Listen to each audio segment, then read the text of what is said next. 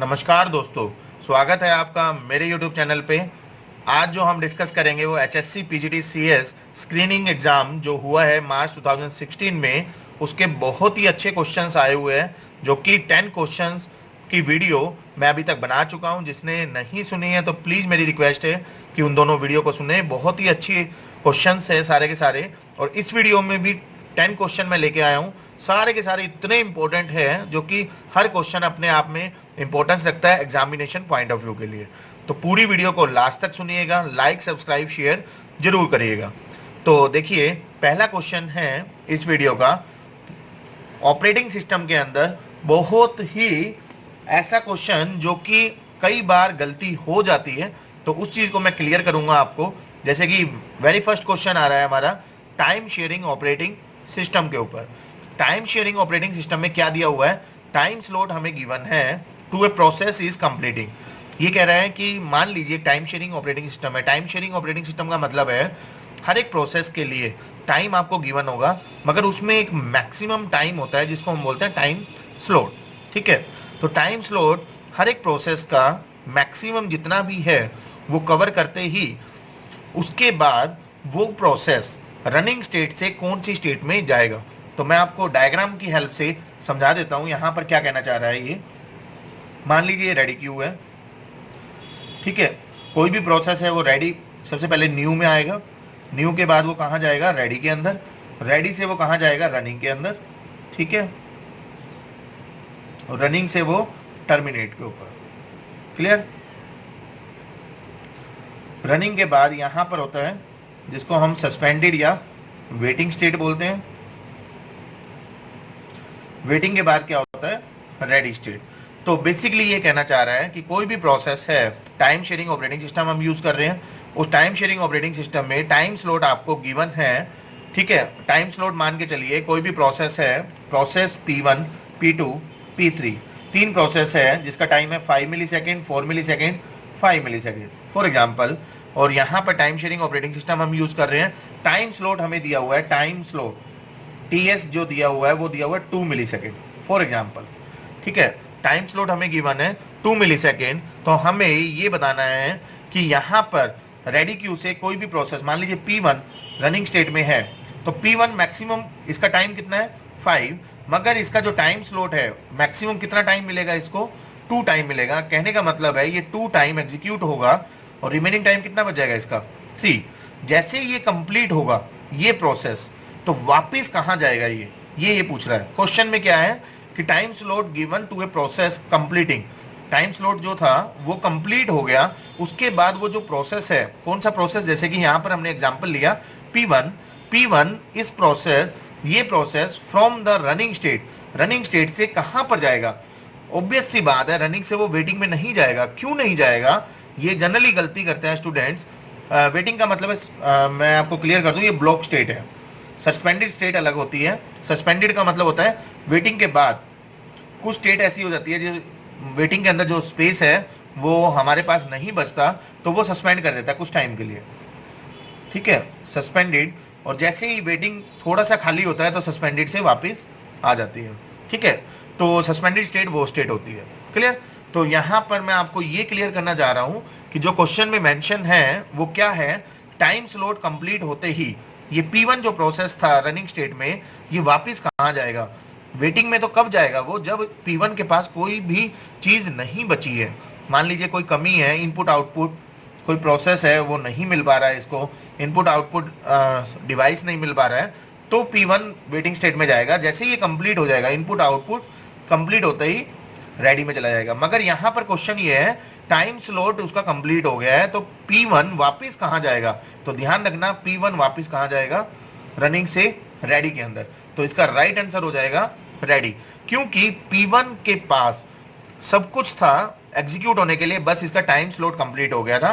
तो इसका टाइम जो मैक्सिमम टाइम था वो 5 मिली सेकेंड था, जो कि अभी भी इसका 3 मिली सेकेंड बचा हुआ है। ठीक है, फिर P2 एग्जीक्यूट होगा, P3 एग्जीक्यूट होगा। ये basically time sharing operating system किसमें यूज होता है, राउंड रोबिन शेड्यूलिंग एल्गोरिथम हम यूज करते हैं, उसके अंदर ये परफॉर्म होता है। तो इस तरह के क्वेश्चंस मैंने MCQ ऑपरेटिंग सिस्टम बनाया हुआ है अपने चैनल के ऊपर, तो वहां भी आप देख सकते हो इस तरह के n नंबर ऑफ क्वेश्चंस है। ठीक है, नेक्स्ट क्वेश्चन है हमारा सेकंड क्वेश्चन, ये हमारा जो क्वेश्चन आया वो डिस्क्रीट मैथमेटिक्स से आया है। यहां पर देखिए क्या लिखा हुआ है, existential quantifier in predicate logic क्या इंडिकेट करता है। देखिए मैं आपको क्लियर कर दूं, क्वांटिफायर मेनली दो टाइप के होते हैं। पहला होता है आपका, एक होता है आपका फॉर ऑल और एक होता है एग्जिस्टेंशियल, या फॉर ऑल को हम यूनिवर्सल भी बोलते हैं। यूनिवर्सल क्वांटिफायर जिसको हम डोनेट करते हैं, डिनोट करते हैं फॉर ऑल से, और एक होता है एग्जिस्टेंशियल, एग्जिस्टेंशियल को हम बोलते हैं सम। ठीक है, तो बेसिकली मैं आपको यहां पर ये क्लियर करना चाह रहा हूं, यूनिवर्सल का मतलब क्या होता है। यूनिवर्सल का मतलब होता है सभी इनपुट के लिए अगर वो ट्रू है तो स्टेटमेंट ट्रू होगी। सभी इनपुट के लिए यूनिवर्सल का मतलब है कि मान लीजिए 4 इनपुट दे रखी है 1 2 3 4, तो चारों इनपुट के लिए जो भी फंक्शन दे रखा है वो ट्रू होगा, तभी हम कहेंगे कि ये एग्जिस्ट कर रहा है। सम के लिए, सम का मतलब है कुछ, कुछ का मतलब है एटलीस्ट वन, कम से कम एक स्टेटमेंट अगर ट्रू है तो हम कहेंगे, किसी भी एक इनपुट के लिए एक स्टेटमेंट ट्रू है तो हम कहेंगे कि एग्जिस्टेंशियल क्वांटिफायर एग्जिस्ट कर रहा है। ठीक है, तो बेसिकली यहां पर जो क्वेश्चन में पूछा हुआ है, existential quantifier in predicate logic indicates that, तो statement is true for all, ये तो यूनिवर्सल की डेफिनेशन है, तो ये तो आंसर नहीं होगा। ठीक है, सेकंड है statement is true for at least one, यही आंसर होगा। बेसिकली स्टेटमेंट ट्रू होगी, कोई ना कोई, जैसे मान लीजिए 4 इनपुट मैंने एग्जांपल लिए 1 2 3 4, चारों में से किसी भी एक इनपुट के लिए अगर स्टेटमेंट ट्रू है तो हम कहेंगे कि एग्जिस्टेंशियल क्वांटिफायर एग्जिस्ट कर रहा है। ठीक है, तो statement is false for at least one, obviously wrong. Statement is false for all, obviously wrong. किसी ना किसी एक स्टेटमेंट के लिए वो ट्रू होना चाहिए, तो हम कहेंगे कि एग्जिस्टेंशियल क्वांटिफायर एग्जिस्ट कर रहा है। नेक्स्ट क्वेश्चन आ रहा है, ये सारे के सारे क्वेश्चन हमारे एग्जाम में आए हुए हैं, तो आप हर एक क्वेश्चन का answer with easy trick way में मैं आपको क्लियर कर रहा हूं। नेक्स्ट क्वेश्चन है, इट इज पॉसिबल, क्या ये पॉसिबल है to express every Boolean expression using, कोई गेट के थ्रू क्या ये पॉसिबल है, सारे के सारे एक्सप्रेशन को हम रिप्रेजेंट कर सकते हैं। तो ऑप्शन में है AND gate, OR gate, NOT gate, NAND gate. तो मैं आपको क्लियर कर दूं, दो हमारे यूनिवर्सल गेट होते हैं। कौन से गेट होते हैं? यूनिवर्सल का मतलब होता है कि ये दोनों गेट अपने आप में इतने फुलफिल है कि ये कोई भी गेट को बना सकते हैं। नैंड गेट और नॉर गेट दो अलग अलग गेट है ये। अगर क्वेश्चन में दिया हुआ है नैंड गेट से आप एंड गेट बना सकते हो, बिल्कुल बना सकते हो। नैंड गेट से और बना सकते हो, बिल्कुल बना सकते हो। नैंड गेट से एक्सोर बना सकते हो, बिल्कुल आप क्रिएट कर सकते हो। तो यूनिवर्सल गेट का मतलब होता है कि ये पर्टिकुलर गेट, नैंड गेट अकेला कोई भी गेट को क्रिएट कर सकता है। इसी तरह से अकेला अगर नॉर गेट दिया हुआ है तो ये भी अकेला किसी भी गेट को प्रिपेयर कर सकते हैं। That's why both of these gate are known as universal gate. तो ये दोनों के दोनों अपने आप में इतनी पावर रखते हैं कि कोई भी गेट ये अलग अलग, नैंड गेट अकेला ही काफ़ी है, नॉर गेट अकेला ही काफ़ी है। तो क्वेश्चन में जो ऑप्शन है, it is possible to express every Boolean expression using, किसके थ्रू होगा? नैंड गेट के थ्रू। एंड और नॉट तीनों के तीनों हमारे यूनिवर्सल गेट नहीं होते, सिर्फ नैंड गेट ऐसा है जो कि बना सकता है कोई भी गेट को। नेक्स्ट क्वेश्चन है फोर्थ। इस तरह का क्वेश्चन मैंने प्रोग्रामिंग इन सी एमसीक्यू की सीरीज बना रखी है अपने चैनल पे, आप देख सकते हो, बहुत अच्छे से मैंने एक्सप्लेन किया है। फिर भी मैं आपको यहाँ पर क्लियर कर देता हूँ कि ये क्या कहना चाह रहा है। द इंस्ट्रक्शन, ये इंस्ट्रक्शन हमें दी हुई है, इन तीनों इंस्ट्रक्शन में ये क्या कह रहा है कि ये क्या करेगा। तो आप हमेशा ध्यान रखना है, इसको कभी भी डायरेक्ट ना करके आप वैल्यू को इनपुट करके देखा करो। जैसे कि x की वैल्यू मान के चलिए मैं 10 ले लेता हूँ और y की वैल्यू मान के चलिए मैं 5 ले लेता हूँ। ठीक है जी। अब x की वैल्यू क्या हो जाएगी? न्यू वैल्यू x की क्या आ जाएगी? x plus y, 10 plus 5 that is equal to 15। x की न्यू वैल्यू आ गई 15, तो यहाँ पर 10 की जगह क्या आ जाएगा? 15। बात समझ में आ रही है? बिल्कुल। y की वैल्यू, न्यू वैल्यू क्या हो जाएगी? x minus y. x की वैल्यू कितनी है? 15 माइनस 5, 15 माइनस 5, तो y की न्यू वैल्यू क्या आ गई? 5 हट के यहाँ पर क्या आ जाएगा? 10। नेक्स्ट इंस्ट्रक्शन है x equal to x minus y. x की वैल्यू है 15 और y की वैल्यू है 10, तो x की वैल्यू है 15 और y की वैल्यू है 10, तो यहाँ पर न्यू वैल्यू क्या आ गई x की? 5। तो मैं आपको ये समझाना चाह रहा हूँ, यहाँ से 15 हट के क्या आ गया 5।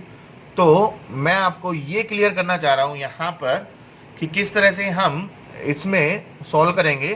तो आप देख सकते हो x की वैल्यू नई क्या आ गई है 5 और y की वैल्यू न्यू क्या आ गई है 10। ये न्यू वैल्यू है, ठीक है। और x की पुरानी वैल्यू क्या थी 10 थी पुरानी वैल्यू, और y की पुरानी वैल्यू थी 5। यही वैल्यू हम लेके चले थे, x की वैल्यू 10 और y की वैल्यू 5। तो आप देख सकते हो अब x की वैल्यू क्या हो गई है 5 और y की वैल्यू हो गई है 10। जस्ट स्वैप हो गया, मतलब swapping the input, swapping the variable without using any another variable, then you can say कि ये इस टाइप से प्रोग्राम बनाया हुआ है। तो हम कह सकते हैं यहाँ पर आंसर हो जाएगा स्वैप x एंड y। रिटेन का मतलब है x और y की वैल्यू बिल्कुल एज इट इज वही रहे। कॉम्प्लीमेंट का मतलब है opposite, opposite in the sense जैसे कि 1 को 0, 0 को 1, ठीक है। नेगेट का मतलब है just like a complement, clear. तो इस टाइप से हम कहेंगे कि राइट आंसर हो जाएगा इसमें स्वैपिंग। तो यहाँ पर x और y की वैल्यू स्वैप हो रही है। नेक्स्ट क्वेश्चन आ रहा है हमारा। तो इस क्वेश्चन में देखिए यहाँ पर क्या दिया हुआ है, 15 क्वेश्चन है बेसिकली, जो सीरीज चलती आ रही है। 10 क्वेश्चन मैं पिछली वीडियो में बना चुका हूँ, तो ये इस वीडियो का 5th क्वेश्चन है। तो इसके अंदर देखिए यहाँ पर पूछा हुआ है कौन सा ऑप्शन होल्ड करेगा information before going to decoder. देखिए यहाँ पर 4 ऑप्शन दे रखे हैं। ये जो क्वेश्चन है वो कंप्यूटर ऑर्गेनाइजेशन एंड आर्किटेक्चर जो हमारा सब्जेक्ट है वहाँ से ये क्वेश्चन पूछा गया है। रजिस्टर के बेस पे ये क्वेश्चन आया हुआ है। तो यहाँ पर सिंपल सा आंसर होगा, यहाँ पर कोई भी चीज़ को होल्ड करके रखता है, इंफॉर्मेशन को होल्ड करके रखता है डिकोडर को, डिकोडर के पास भेजने से पहले कौन सा ऐसा रजिस्टर है। तो मैंने चारों रजिस्टर जो ये चारों ऑप्शन में जो दिए हुए हैं चारों का मैंने मीनिंग लिख रखा है यहाँ पर। तो देखिए सबसे पहला है कंट्रोल रजिस्टर। कंट्रोल रजिस्टर का मतलब क्या होता है, जिसको CR से रिप्रेजेंट करते हैं हम, ठीक है। तो CR से रिप्रेजेंट करने के बाद यहाँ पर बिट मैंने लिखी हुई है, बिट कितनी बिट से रिप्रेजेंटेशन होगी, तो 32 बिट से रिप्रेजेंट करते हैं। ये क्या करता है, hold micro instruction fetch from the memory. Micro instruction को होल्ड करके रखता है कहाँ से, फ्रॉम द मेमोरी।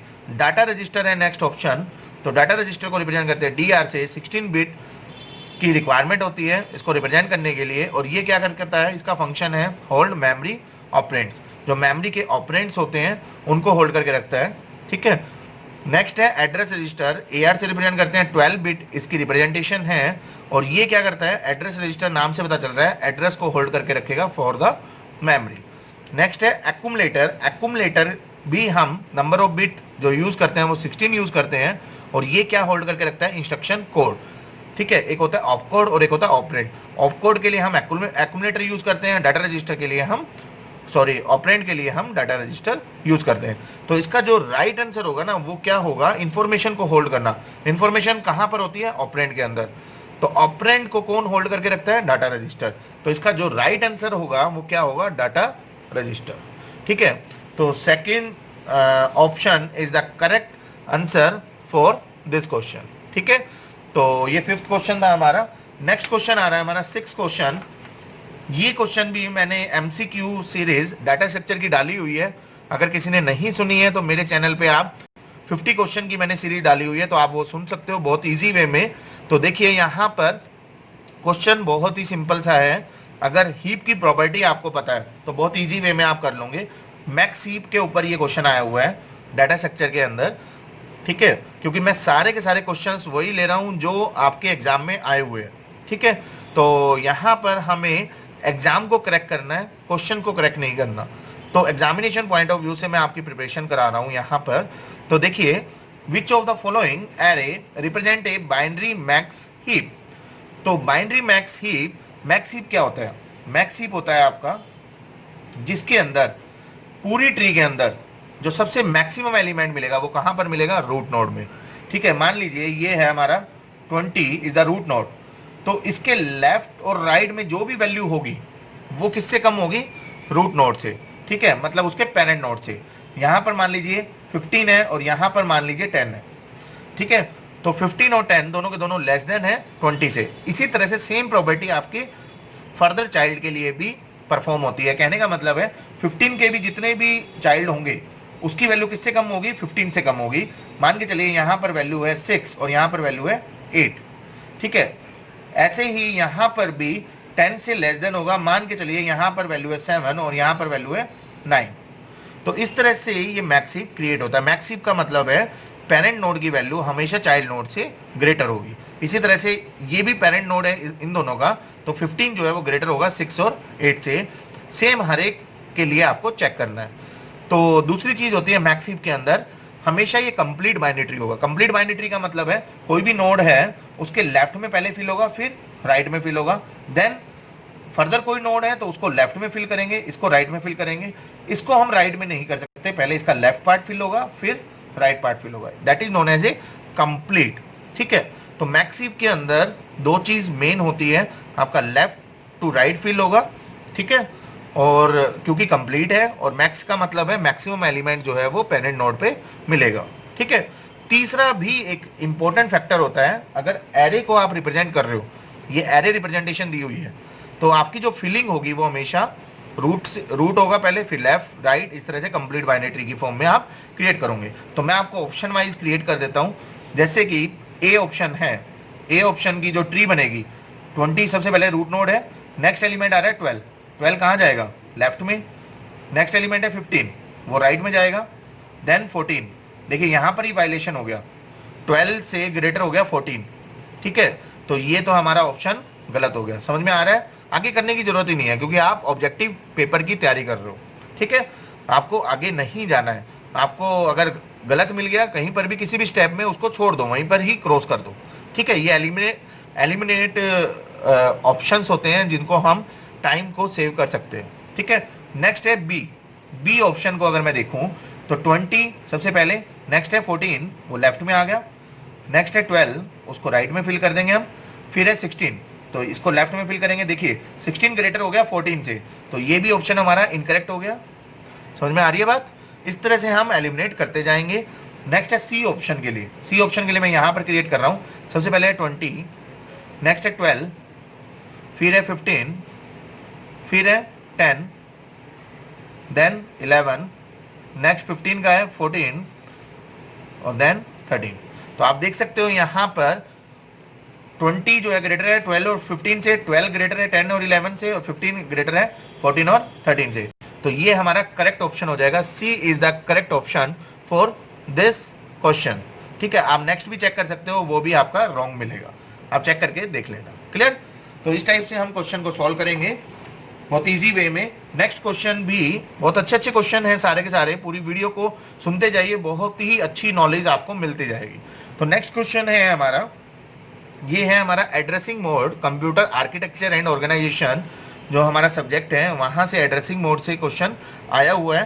क्वेश्चन वैसे बहुत सिंपल है अगर आपको मीनिंग, लिटिल बिट मीनिंग भी पता है, क्योंकि देखिए जब मैचिंग वाले क्वेश्चन आते हैं तो मैचिंग वाले क्वेश्चन में आपको जो मेन ध्यान रखना होता है वो एक या दो मैच भी अगर आपको पता है तो तीसरा अपने आप ऑटोमेटिकली ऑप्शन से पता चल जाता है। तो देखिए यहाँ पर कैसे हम क्वेश्चन को सॉल्व करेंगे। देखिए इमीडिएट का मतलब होता है मीनिंग से पता चल रहा है इमीडिएटली, कहते हैं ना कोई भी चीज अभी कर, अभी इमीडिएटली वो चीज एक्सेस हो जाए। जैसे कि आप बैंक में देखते हो IMPS एक ऑप्शन होता है जिसमें आप इमीडिएटली कोई भी पैसा ट्रांसफर करना है तो इमीडिएटली आप कर सकते हो, ठीक है। वो ऑप्शन होता है IMPS के लिए। मैं यहाँ पर समझाना चाह रहा हूँ immediate addressing mode. Immediate addressing mode का मतलब होता है इमीडिएटली काम हो, तो उसके लिए आप दो चीज यूज करते हो। इमीडिएट एड्रेसिंग में जब आप मैपिंग करनी है तो उसके लिए कॉन्स्टेंट आप डिफाइन करते हो। कोई भी इंस्ट्रक्शन है तो वहां पर आप इस तरह से डिफाइन कर देते हो। मूव MVI यूज करते हैं हम बेसिकली इसके लिए, MVI मूव इमीडिएट। लास्ट में जो आई लिखा होता है ना उसका मतलब होता है इमीडिएट, ठीक है। मूव इमीडिएट, तो यहाँ पर हम कांस्टेंट वैल्यू लिख देते हैं। लाइक यहाँ पर अगर मैंने लिख दिया 2050, A, तो एक्यूमुलेटर में जो वैल्यू है वो 2050 में स्टोर हो जाएगी इमीडिएटली, ठीक है। That is the meaning of the immediate. अब ऑटो डिक्रीमेंट है, देखिए अगर आपको मीनिंग भी नहीं पता है मगर थोड़ा बहुत भी आप कंसेप्ट से देख सकते हो, ऑटो डिक्रीमेंट, तो यहाँ पर एक वर्ड आ गया डिक्रीमेंट। इंक्रीमेंट और डिक्रीमेंट के लिए जो हम लगाते हैं तो वो सी लैंग्वेज के अंदर इंक्रीमेंट और डिक्रीमेंट हम लूपिंग के अंदर परफॉर्म करते हैं जनरली, फॉर लूप के अंदर, व्हाइल लूप के अंदर, तो इंक्रीमेंट डिक्रीमेंट ऑटो डिक्रीमेंट का मतलब है लूपिंग चलेगी, ऑटोमेटिकली डिक्रीमेंट होता जाएगा। तो उसके लिए ये वाला जो मैप करेगा वो किससे करेगा, लूपिंग से। और इनडायरेक्ट एड्रेसिंग बहुत ही अच्छे से समझ में आता रहेगा आपको। इनडायरेक्ट एड्रेसिंग, इनडायरेक्ट का मतलब है कोई बात अगर मेरे को किसी को कहनी है तो उसके लिए मैं डायरेक्टली ना कह के किसी तीसरे पर्सन की हेल्प लेता हूं। मान लीजिए एक्स पर्सन को कोई भी बात वाई को कहनी है, तो एक्स जो है वो डायरेक्टली ना कह के एक्स किसको कहेगा, जेड को, और जेड वो बात वाई को बजाएगा। तो बात जो कन्वर्सेशन थी वो एक्स टू वाई ही कन्वर्सेशन हो रहा है, बट वो इंटरमीडिएट कोई ना कोई हेल्पर की जरूरत पड़ रही है, उसको बोलते हैं इनडायरेक्ट। ठीक है, तो इसके लिए जब हम कभी भी करेंगे तो एक ही ऑप्शन हमारे पास बचाता है, पॉइंटर की हेल्प से हम उसको एक्सेस कर सकते हैं, क्योंकि मेमोरी का खेल है सारा का सारा।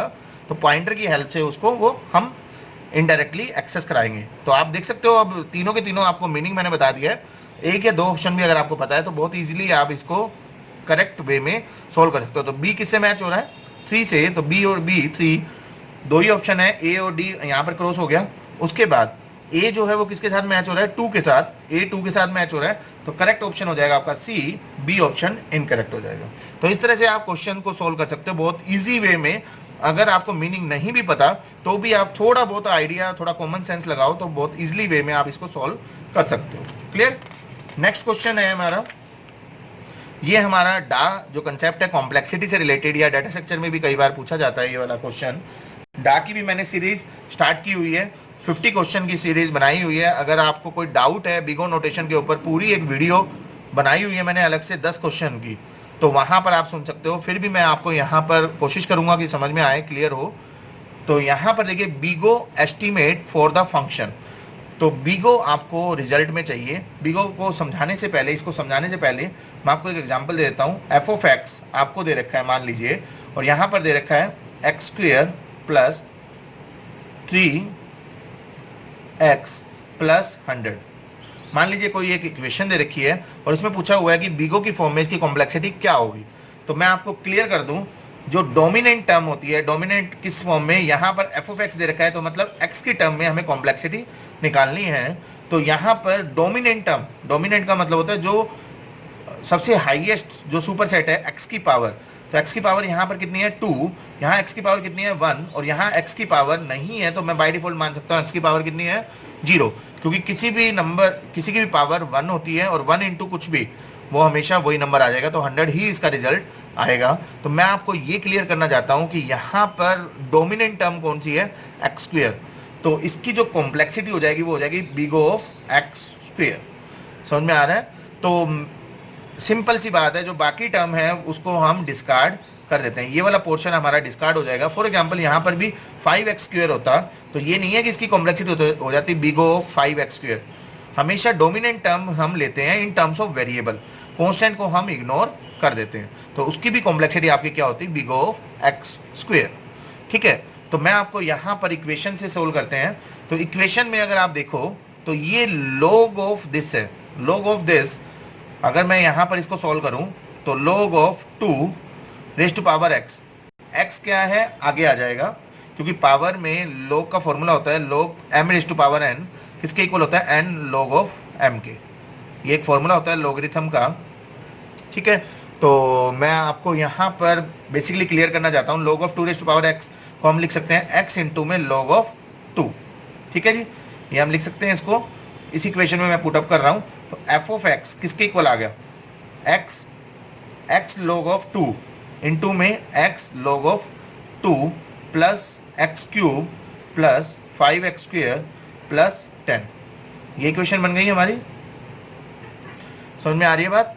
तो इसको अगर हम सॉल्व करें तो log ऑफ 2, बेसिकली इसका बाय डिफॉल्ट बेस होता है 2, तो किसी का भी बेस अगर वो वैल्यू के इक्वल है तो उसको हम कहते हैं लॉगरिथम की फॉर्म में 1 के इक्वल होगा। तो इसको मैं सोल्व करूं तो f of x equal to क्या आ गया, x square plus x raise to power 3 plus 5x square plus 10। Solve करके दिखा रहा हूं, वैसे तो डायरेक्ट क्वेश्चन से भी आप आंसर निकाल सकते हो। 5x square plus x square 6x square हो गया, तो x cube plus 6x square plus 10, बहुत ही सिंपल फॉर्म में आपका रिजल्ट आ चुका है।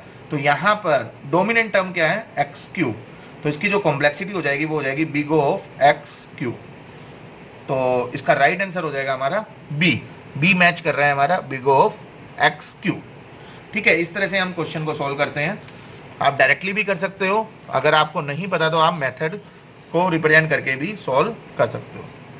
नेक्स्ट क्वेश्चन है, सिंपल सा क्वेश्चन है ये। स्ट्रिंग में क्या पूछा हुआ है, strings are character array. Strings जो है वो कैरेक्टर एरे की फॉर्म में है। लास्ट इंडेक्स जो होता है इट कंटेन्स द नल।